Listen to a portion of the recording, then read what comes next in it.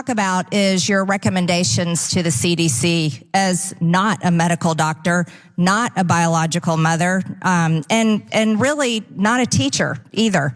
You had no business advising the CDC what the medical guidelines were for school closures, because now we have a nation of school children who have suffered because of it. The problem is people like you need to admit that you're just a political activist, not a teacher, not a mother, and not a medical doctor. You heard that. A lot of stress on not a biological mother, not a mother. Again, repeating it. What is Marjorie Greene talking about? Why is she so obsessed with that? Does it have to do with transphobia? No. We're at something way more basic. That there is president of the American Federation of Teachers, the AFT, testifying on a panel about something completely unrelated, which is free speech on college campuses. But of course, you got Marjorie Greene there using this as a moment to grandstand. And she's calling her not a biological mom because that there, the president, Randi Weingarten, is a stepmom. So take a look at that exchange. Ms. Weingarten, are you a medical doctor? I am not. Are you a mother? I am a mother by marriage. By marriage, I see. Like Ms. Weingarten, and you haven't taught school since the 90s, so you're not a teacher anymore. I am actually, Representative, I'm actually on leave from my teaching position, and this fall I will be teaching as a guest teacher at Cornell, my alma mater. Okay, so that's the genesis, right? Oh, you're not a mom, or you're a mother by marriage, I see. Oh, and married to a woman, that's sort of implicitly in there as well. And then of course, using that as an angle to attack her, specifically on the CDC recommendations to close schools during a global pandemic. Cenk, Marjorie thinks this hits real good, but it doesn't hit good. Like she's not coming across by going after her for not being a mom, not a medical doctor. I don't think she ever claimed she was a medical doctor, but she is the president of AFT. I think she knows a thing or two about teaching schools education. Yeah, she did go too far. This one's official. And what's interesting about the right wing is, Jewish space lasers, what all the other crazy crap she said, they're like, oh no, we're totally good with it. Okay. January 6th, of course, are all patriots, so yada yada. All the madness they're 100% on board for, but not this. So I wrote a tweet today about this one and saying, so does everybody in the right wing agree that adoptive mothers and stepmothers don't count? They're not real mothers, and the right wing now thinks it's a good idea to attack them as non-real mothers?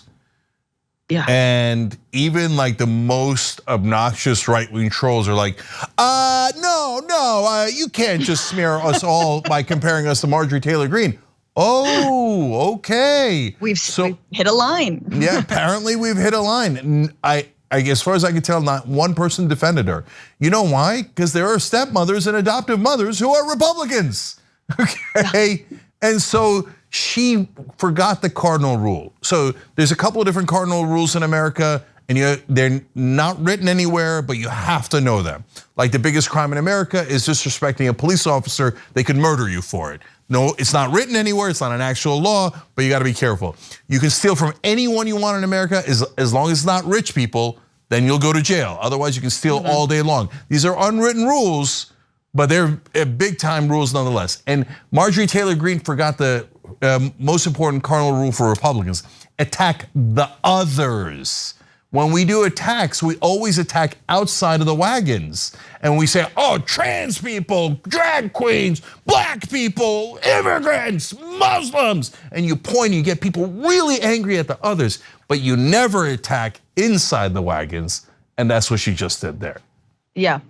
And there was pushback, so I want to just go to this. This is from Representative Garcia, who tweeted when Marjorie Taylor Greene says that adopted parents or adopted or parents through marriage aren't real parents, you'll be damn sure I'll object. And immediately following that sort of barrage of, I don't know what, just ridiculous, unfounded attacks, this is what Garcia said. I just want to make note that the the decorum of the attacks on the witness were unacceptable that the gentlelady from Georgia just did.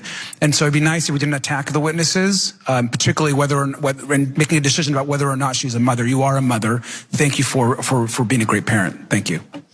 Thank you. Your point of order is recognized, Mr. Garcia. They went on and basically struck everything that Marjorie Greene said from the record, which is like, that's cool to preserve decorum, but maybe for history's sake, we should remember how vile she is. Lastly, I just want to remind everyone, this is the only committee she's still on, guys. So she's only been allowed back onto the House Education and Labor Committee for the last few months after previously losing all of her committee assignments. So because she keeps on doing this kind of stuff. Yeah, so look, I don't like the decorum argument. I hate it. Oh, she's been mean to us. I get it. It's done in Congress, and that's the way you're supposed to do it. I'm not trying to criticize that guy in particular. In fact, I think he did a good job overall in fighting back. But and I don't like going personal. I wish we never talk about the personal lives of any of the politicians. But I believe in fighting fire with fire. I'm a little Old Testament like that. So the minute she goes personal and says, "Oh, you're not a real mother. You just raised those kids," I'd go, "Oh, really? Well, at least I didn't leave my family for a tantric sex guru like you did, Marjorie Taylor Greene." Okay, I'm not gonna take that crap. You give me fire, I'm gonna give you back an inferno.